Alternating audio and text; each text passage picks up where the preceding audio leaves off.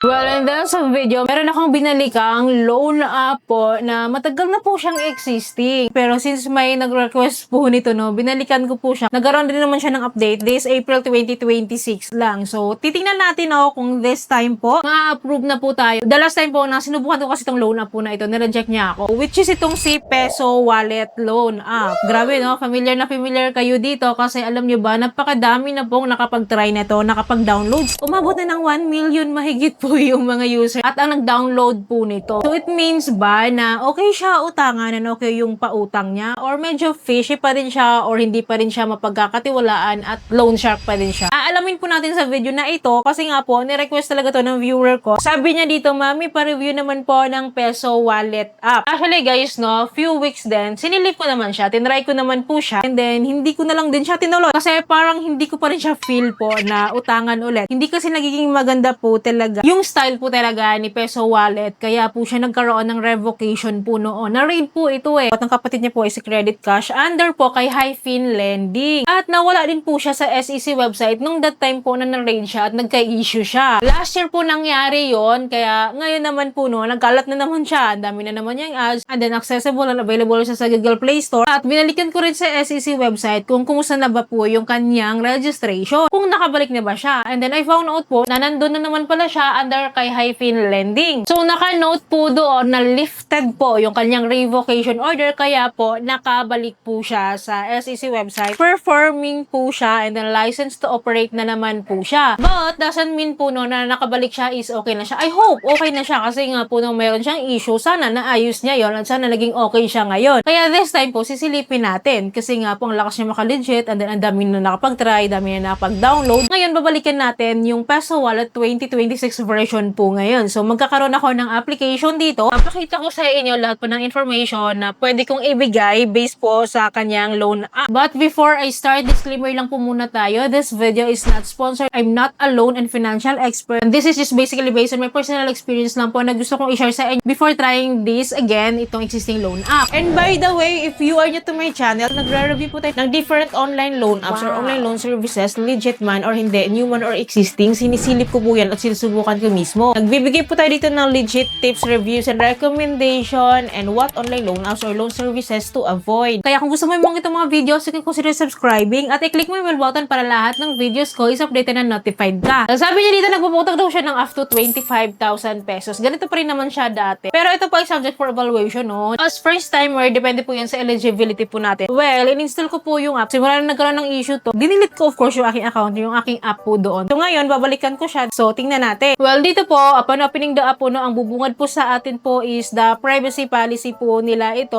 na kinonfirm ko po na inagree ko po siya para makapag-proceed ako sa kanyang app. And then after po niya, dito po sa pinaka-dashboard niya nga po, nagpapautang daw po siya ng up to 25,000 pesos at may maximum terms daw siya of 180 days. Pero wag tayo mag-rely dito, no? Kasi nga po, malalaman naman natin yan in case po na mabigyan tayo ng loan offer. Nakikita natin yan sa loan summary. Anyways, no, click na natin tong get money para makapag-start na po tayo ng application. Well, here po, I need to input my mobile phone number and then click po natin yung get OTP para mapadalhan po tayo ng code. So, hindi siya nagpadala sa akin ng code. At meron siyang choice of voice OTP. So, yun yung ginawa ko na lang. So, may tumawag naman sa akin, dinectate niya yung code. So, yun yung in-enter ko. And then here po, pwede tayong mag-create ng password here for additional security po, no? Pero pwede din natin siyang i-skip kung ayaw naman natin. So, ako in-skip ko siya para hindi na siya dagdag oras. And then after po nito, babalik po siya sa pinaka-dashboard niya. Paulit-ulit tayo dito, no? So, click ulit natin tong get money. And then dito po, may privacy policy and loan agreement po sila under kay Hyphen Lending daw po as of March 24, 2026. So, yes, 2026 version po itong si Peso Wallet Loan App ngayon. Well, if may time kayo, pwede nyo pong basahin. So, in-agree ko po siya para, again, makapag-proceed nga po tayo. Then, may pa-coupon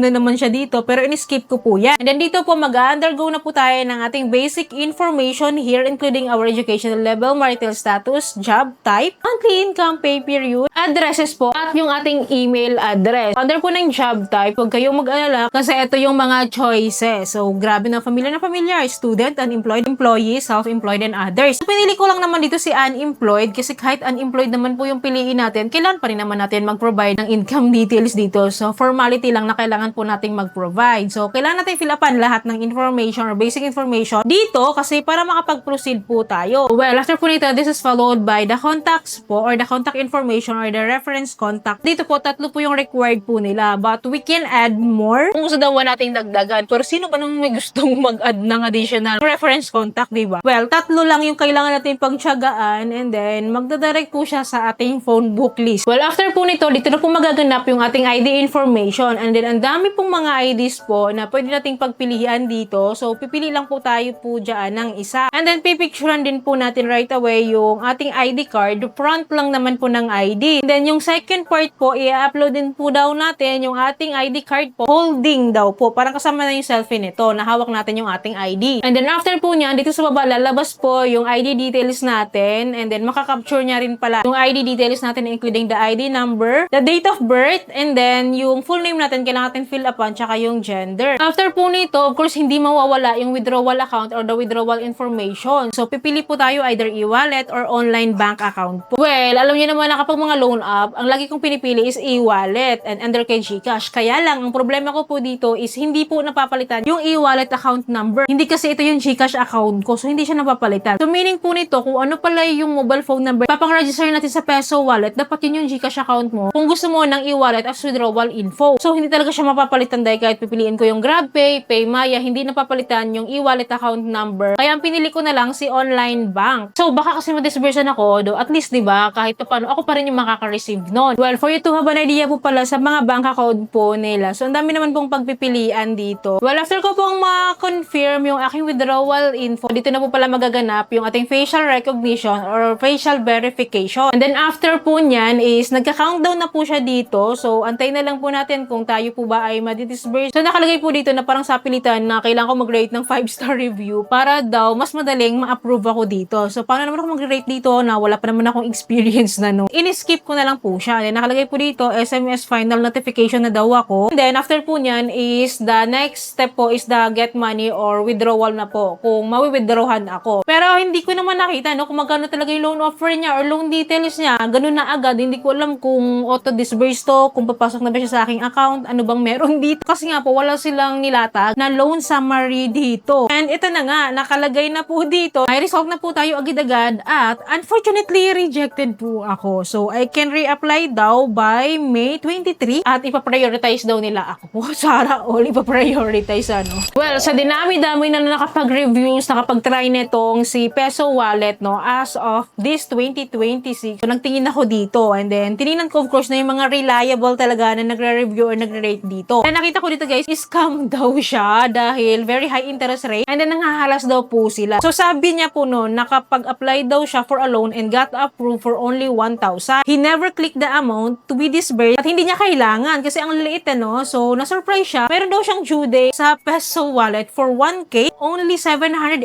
pesos lang daw po yung na-receive niya. So hindi siya buong matatanggap. And medyo fishy nga talaga siya. Hindi na nga siya transparent. Magugulat ka na lang na nakakapag-disburse ka na pala or na i-disburse na pala sa'yo. And then yun nga, hindi pa nga siya buong matatanggap. And then yun nga, may naka-experience pa na ang liit pala ng offer. Well, anyways, no, may mga viewers tayo dito na naka-experience na kay Peso Wallet for sure. So, 1 million download plus ba naman? Siguro naman, no? May pwedeng mag-comment dyan or mag-share ng experiences dyan sa comment section para maging aware din po yung iba nating viewers since na-reject nila ako, hindi ako makakapagbigay sa inyo ng input. So, at least, no, may nakita tayo mga totoong nag-review po sa Google Play Store na mapagkakuhanan natin ng idea. It's up to you still kung gusto niyo pa rin siyang utangan kasi alam niyo guys, ito talaga yung nagiging issue kay Peso Wallet. Kaya nga po siya nagkaroon ng revocation order. Well, wala akong magagawa kung gusto niyo pa rin siyang itry. Pinagbigyan ko lang naman yung request ng aking viewer na silipin siya this year 2026. Again and again, reject niya ako at okay lang yun. Mas okay yun sa akin kasi ayoko rin talaga siya. So yun lamang po. I hope po may natutunan kayo sa video. I hope po nakatulong tong video sa inyo. Kung nagustuhan niyo po yung video, please don't forget to like, share, and subscribe. Click yung bell button para lahat ng videos ko is updated and notified po kayo. So thank you for watching this video. See you in my next video. Bye!